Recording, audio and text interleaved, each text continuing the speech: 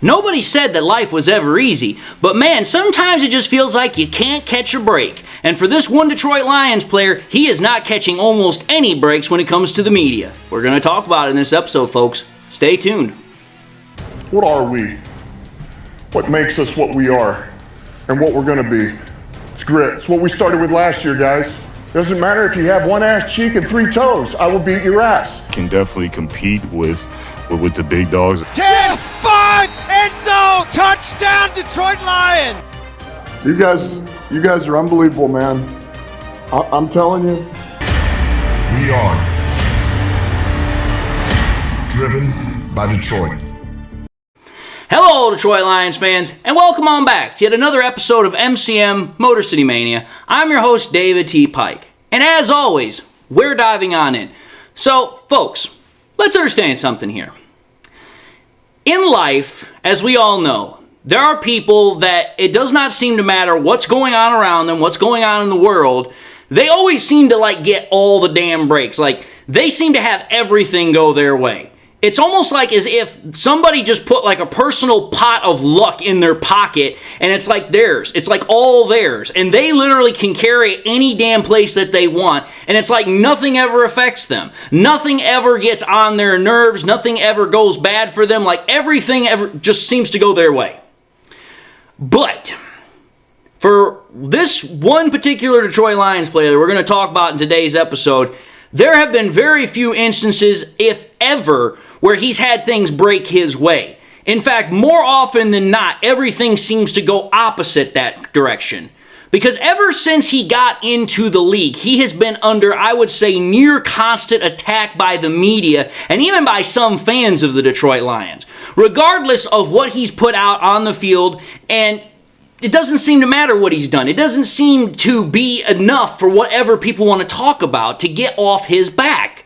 And that player is Jameson Williams. Now, when we're talking about Jamo, I have long been a big fan of Jamo. I've loved his talent. I've loved the potential. I've loved damn near virtually everything there is about what this kid has to provide to the Detroit Lions. And much like Jared Goff, I have been a pretty staunch defender of Jameson Williams because every single year, without fail, every single offseason, without fail, there is always something that is coming out where somebody is taking a jab, they're throwing a barb, they're doing something to just go after this young man. And I have never been able to understand why people have such an infatuation with going after him. Because I don't know how to put it, because for whatever simple reason, the naysayers and the doubters just do not ever seem to leave him alone. They are always coming after him. And even now, people continue to peck and pester him. I mean, the most recent person that did this is an NFL writer or analyst by the name of Kevin Patra. Hopefully I got that right. I'm just going to refer to him as Kevin. And Kevin made some comments towards the former number 12 overall pick. And what he started saying was this, and this was in a recent article. What he said is, in 2 seasons since the Lions moved up in the first rounds to snag Williams, the wideout has played in 18 total games, missing time due to injury and suspension. In those 2 seasons, he's caught a total of 25 passes. For comparison, over 2 games in weeks 6 and 7 last season, teammate Amon-Ra St. Brown caught 25 passes. Okay, so let's take a look at that statement for what it is, and let's take a look at it and be objective. Because Patra, at first, he actually has a point to a degree with the fact that Jameson Williams has not caught a lot of passes, he doesn't have a lot of production, and that in the regular season, it's just not really been there.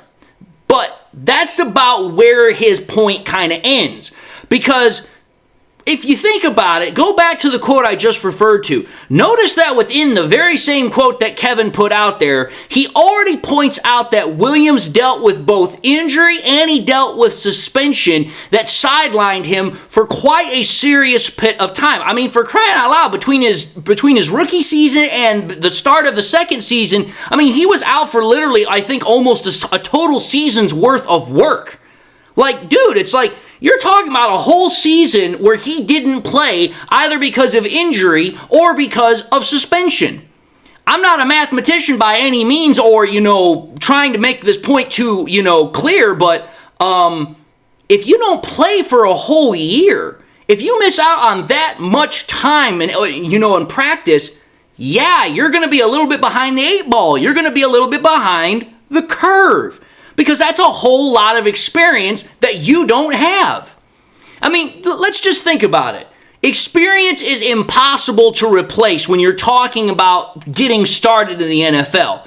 The rookie year is almost damn near the most important for most players because that is where they're going to get their feet wet. That's where they're going to get introduced to the NFL. That's where they're going to do their most learning. And Jameson Williams virtually had none of his rookie year to do any of that because he was nursing a torn ACL. And that was not going to matter for what team he went to. So don't even put that as an argument. Regardless of that point, he was mending with the fact of a torn ACL. That was going to take time. And then let's think about this. In the freaking quote that Kevin Patra puts out, he compares Jameson Williams' production, or rather I should say lack thereof, to Amon-Ra St. Brown.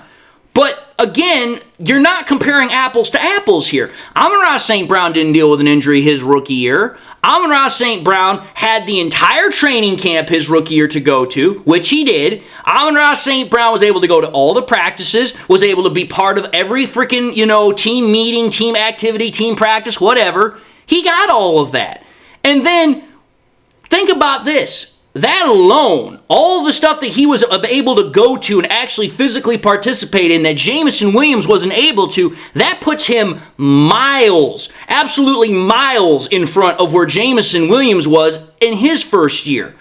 And then by the end of 2021, Amon-Ra St. Brown had pretty much become the number one wide receiver. Like, there was almost no doubt about it. It was pretty much, hey, Amon-Ra St. Brown is wide receiver number 1, and Josh Reynolds is wide receiver number 2.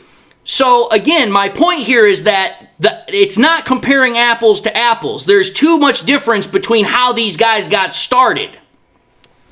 But Patra goes even further with the quote, and he states yet again this. He says, Williams is a different player, but his usage in the games he's participated in has mostly been that of a gadget or a deep threat. Detroit is counting on him to develop into much more in year 3. The talent is there, but he needs to sharpen his route running and concentration to be the every down wide receiver 2 Detroit's offense needs.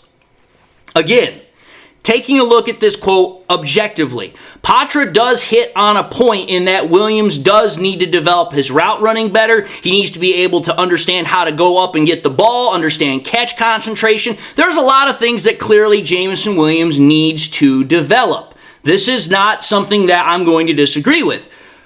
But again, there's a part of this quote that betrays his words not only within the quote that I just had, but the previous quote. Patra himself literally says that Williams is a different player.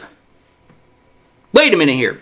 So, in your own words, you are saying that Amon-Ra St. Brown and Jameson Williams are different types of players. They're different types of wide receivers. So, wait a minute here. If you already know that they are different in both skill set, they're different in build, and they're different in virtually every damn other thing, why in the hell would you compare them in the first place? Because they're not comparable. Amon-Ra St. Brown is not the same kind of player, not the same kind of receiver that Jameson Williams is, and vice versa. I mean, Amon-Ra St. Brown, he's kind of like an all-around wide receiver. Plus, on top of that, he's more of a possession wide receiver. Jameson Williams is more of a deep threat. He's more of a burner. Those two do not compare. Their usage does not compare. So if you knew that in the first place, why in the hell are you comparing them? I understand you're trying to say that Jameson Williams needs to develop into more of a wide receiver number 2, and you're trying to say that the Lions are just using him as a deep threat or as a gadget player. But here's the problem that I have with this. Jameson Williams at Alabama demonstrated that he has the skills, that he has shown the skills to be a wide receiver number 2. But the one thing that makes Jamo really, really special is his gadget use plays. The end arounds, the freaking plays where he's not necessarily a wide receiver, but the ball still gets into his hands all the same. And I mean, why would you want to diminish that? That is a very special talent that offensive coordinators love to use. If you don't believe me, think about it from this perspective. Take a look at Deebo Samuel with the San Francisco 49ers. I mean, for crying out loud. When you take a look at the 49ers, they use Deebo in just about every way they possibly can to get him the ball. I mean, it's not even funny. If you have the ability to use Jameson Williams not only as the wide receiver you're talking about, but also use him as a gadget player, then you should. And again, I don't think diminishing his talent in either category is a good thing to do. If Deebo Samuel can do it, and he can do both very well, because, I mean, he's a highly proficient wide receiver, and he's also a very deadly gadget player, no one's critical of his play, so why can't we do the same thing with Jameson Williams? I mean, Jameson Williams has clearly bulked up this offseason. Jameson Williams has clearly put in the work because, I mean, think about it. Patra literally stated that the Lions are counting on Jameson Williams to become more of a wide receiver number 2, right? Well, I guess he kind of forgot what, head coach Dan Campbell said earlier back in the OTAs in the minicamp period, because Campbell said this specifically in reference to Jameson Williams. He said, give me one player who is the most improved from that start to finish over that time. And he's talking about OTAs, he's talking about all the practices. He said, Jamo is that guy right now. He is a man on a mission, and I'm just going to leave it at that. Think about that. That's pretty damn high praise coming from Dan Campbell. And Dan Campbell knows when a guy's putting in hard work. Dan Campbell knows when a guy is clearly improved from where he was year 1 to year 2 or year 2 to year 3. So I get that Patra is, first and foremost, he's trying to find filler content because, again, we still haven't started training camp just quite yet. And I also know that at the same time, he's trying to make somewhat valid points in regards to where Jamo is right now. But again, this, in my opinion, is yet another instance and yet a long string of instances where Jamo is being judged and he hasn't either done anything necessarily wrong or he hasn't really had a chance to prove himself yet. Because think about it, folks. Case in point. Go back to when we first got Jameson Williams, the introductory press conference where he was up there with Hutch, and people were upset because he looked like that he wasn't wanting to be there. He wasn't excited. When in fact he was tired. Dude, he was in Vegas and he was freaking partying all night. Of course he's going to be tired. Then you take a look at the next one. I mean, everybody freaking lost their minds when it came out that he went to a Coney Island on the bad side of Detroit. It's like, dude, are you his mom? Are you his dad? Let the man live. He's old enough to do what he wants. He's a grown freaking adult. So why are you getting upset with what he's doing? He's living his life. So long as he's not breaking the law, who am I to judge?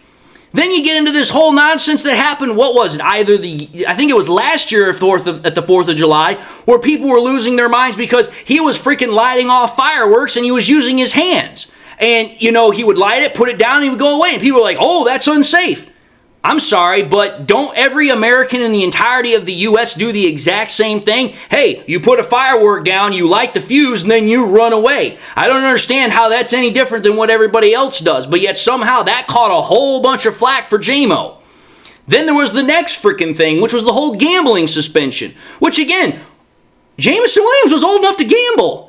And it wasn't like he was actually doing anything wrong in terms of the quote-unquote gambling. He wasn't betting on freaking, NFL football games. He was betting on college basketball games. The only thing that got him in trouble was that he was inside of a quote-unquote team facility when it was done. And again, most of the NFL players didn't fully understand or have a clear, defining definition of what that meant. Hence the reason why the NFL redacted his sentence from 6 games down to 4. Clearly they recognize that, okay, yeah, we didn't do exactly the best job of explaining this whole thing, so we're going to cut him a small break here.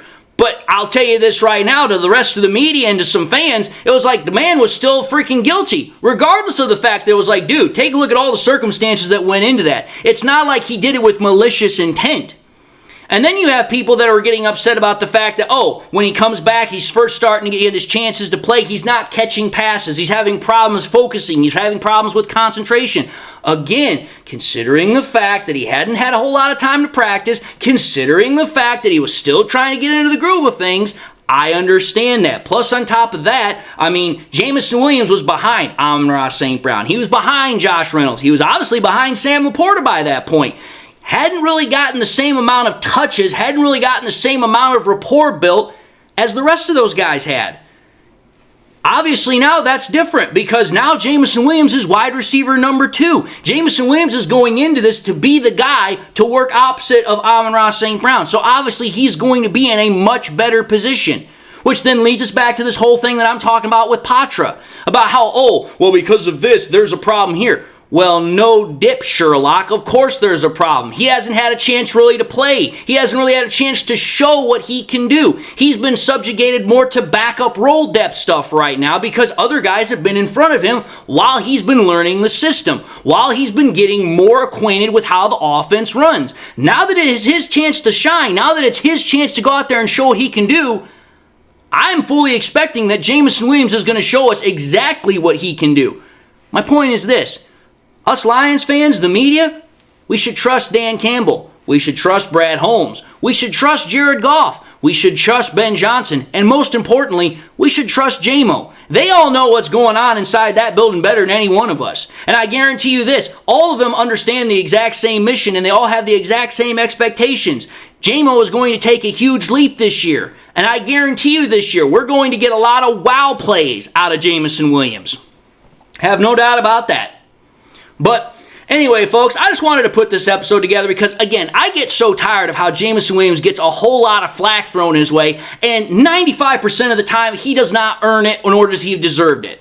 But anyway, folks, I'm going to end the episode here, and I just want to say thank you all for watching in another episode of MCM Motor City Mania. If you like what you saw, by all means, I encourage y'all to watch the next episode. Also encourage y'all to do this. I also want you to do one of these 3 things, pardon me. Like, comment, and subscribe to the channel. If by chance you subscribed in the past, forgot to do so at the time, or you just subscribed and not had a chance to do so, again, highly encourage y'all to subscribe. But I also want to make sure to encourage y'all, please, make sure you hit that bell notification icon as well, so that way you guys never miss any more content that I push out. I also encourage y'all to share the content with your Lions friends and family members. Share it here on YouTube, share it on Twitter, share it on Facebook, share it anywhere and everywhere you can with everybody and anybody that you can. And with that, folks, I hope you all have had a great day. I hope you all have a great weekend. I hope you all got something in your life that makes you happy, makes you smile. God bless, and until the next time we meet, I'll see you all in the next episode.